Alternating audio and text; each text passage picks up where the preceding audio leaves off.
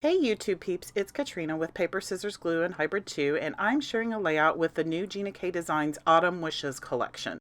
And I would love it if you would hit that subscribe button below. So let's get started. So we're going to go over the supplies I used. I used the Autumn Wishes set and dies and stencil. This is the Gina K Designs Glitz in Pumpkin Spice. It's a limited edition color. There's also a Holiday Pine color. I used the Gina K tape runner, her foam tape, and then the foam squares. I also used, there's the stencil, you can kind of see it. You could see it in the promo section. I used Gina K Designs premium cardstock for all my die cutting. I used purple tape and pixie spray because we've got the stencil going on. I used Cartabella's Fall Market Collection, and then I used a lot of Distress Oxides. I will list all my supplies below. Those are affiliate links, so if you click on them, I get a small commission, but there's no extra charge to you.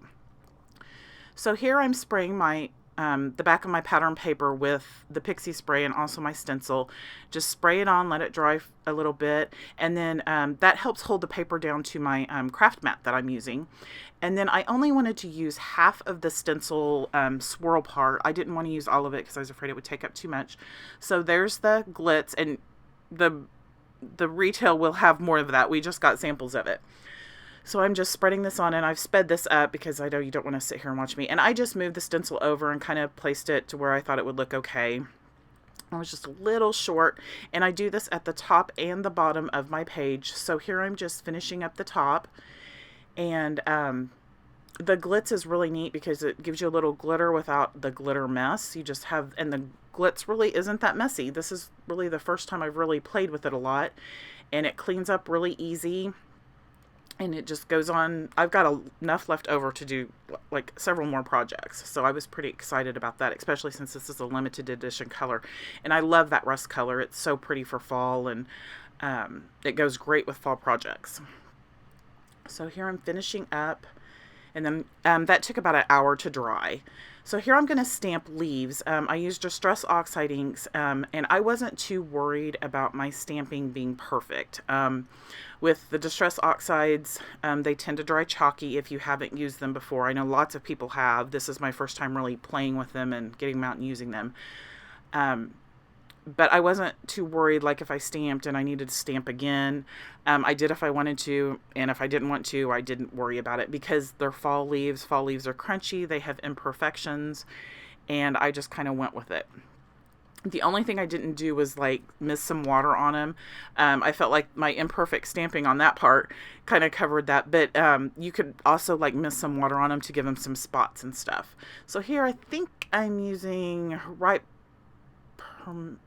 I'm not sure if it's carved pumpkin or the ripe permimicin. I don't know how to say that word. And I stamped a bunch of leaves in all these different colors. I combined colors on some of them. I just picked colors that were in my paper collection that I used because there was teals, and it was kind of a off-color fall collection, which I liked because I liked the teals and the colors of the oranges and stuff. They were a little more neutral, kind of mixed in a little bit.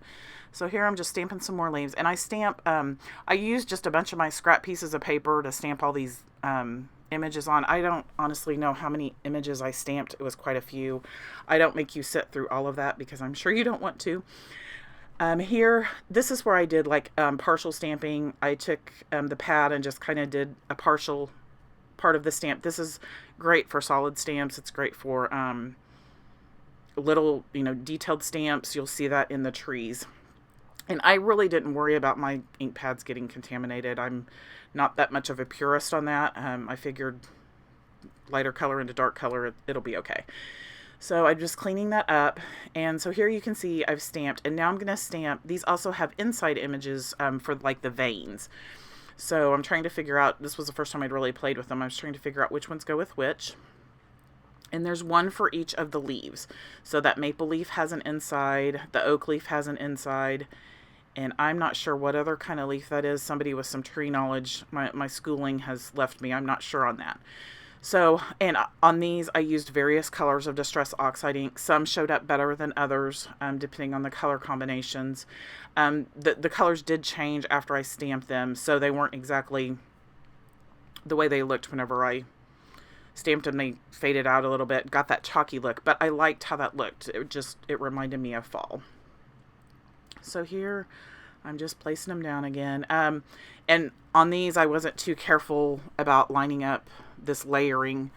I do like this technique. I think it's fun. It adds some different texture to your stamps, even though they're flat. It adds a little bit of texture and dimension. So here I stamped with orange, where the first ones I stamped with a brown color. And I'm just going to stamp that again. And then I'm not sure what color I use for the next one. And those leaves I stamped with orange, and it was barn door. I know it was barn door was the color I used. All the colors, like I said, will be listed below, in case you guys are wondering and really like those colors. So I have trouble with my I need to get some of those bigger magnets. So I think, yeah, those I stamped with the yellow. It was crushed olive was the color I stamped there. And I just mixed my colors. I didn't worry about if I thought they were going to turn muddy, but you can kind of see there how that turns out. Now here we're going to stamp the trees. There's 2 different trees with 2 different sets of leaves that go with the trees. It's just like the single leaves that we did.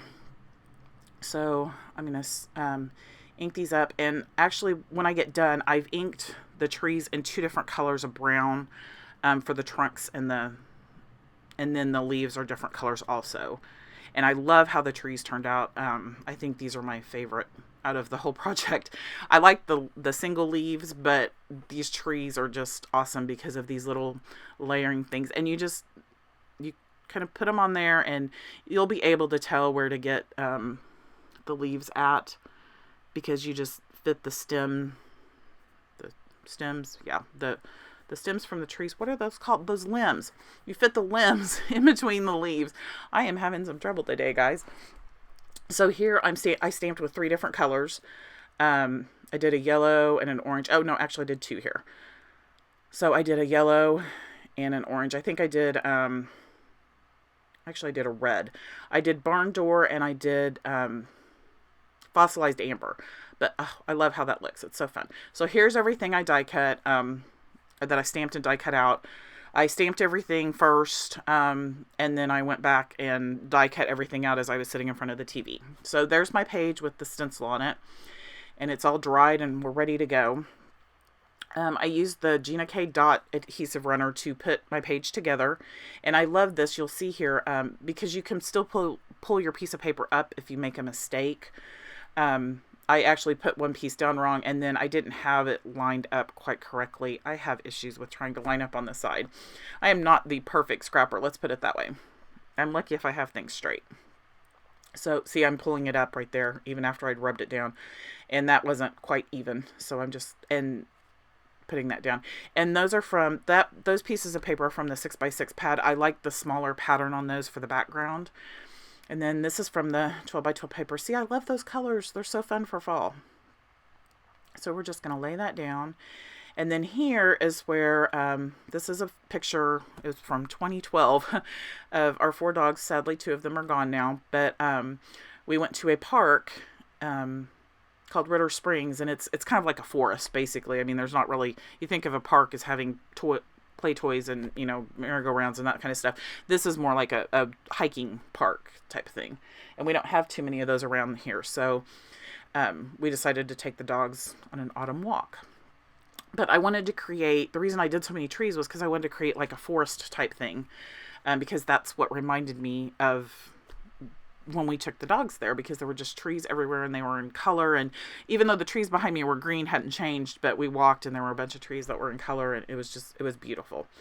So here I've laid everything out kind of how I want it. And I'm going to take that purple tape and I'm going to pick up that first row right there. So that keeps them the way I laid them down. This is a great way to kind of remember how you do things if you're not sure. And I couldn't get that one to stick on there because I wanted them at different heights so that you could see the different sets of leaves and that kind of thing. So I'm adjusting that. And here I'm going to use the foam squares from Gina K and just apply them all over the back of my items, or my trees. And I don't make you sit through the whole thing, I don't think. Actually speed it up. So we're just applying all those foam squares on the back, and then remove the backing off of them. And then because you've got that tape on there, then you can just pull it off, and it doesn't remove, it removed very little of the ink. It just removed some of the chalky stuff, didn't tear the paper, and you've got them perfectly placed, and you don't have to worry about if you've got them in the right place or not. So I loved how that worked. Just having a little trouble. My nails are not good.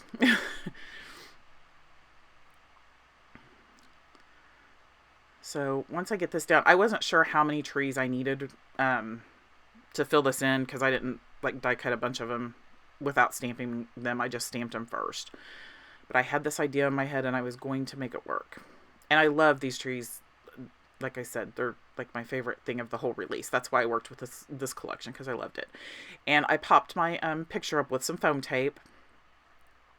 And I like to put, whenever I do adhesive on my pictures, I like to put it near the inside and leave around the edge of the picture blank with no adhesive, because that way you can tuck things under your picture if you want to, and still adhere them down if you want to embellish more, because I tend to embellish quite a bit. So that's why the foam tape's kind of not on the edges, because I wanted to leave it in case I wanted to tuck some stuff in.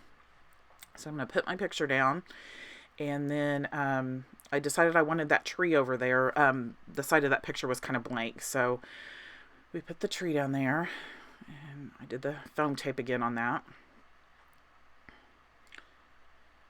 And then I pulled out the chipboard stickers from this collection. I had bought the matching ones, and I was trying to find, I looked on the sticker sheet and I wasn't sure, but I like that Hello Fall. And then you'll see me, I checked to make sure if there had been a stamped sentiment that said Hello Fall, I would have used it, but there wasn't.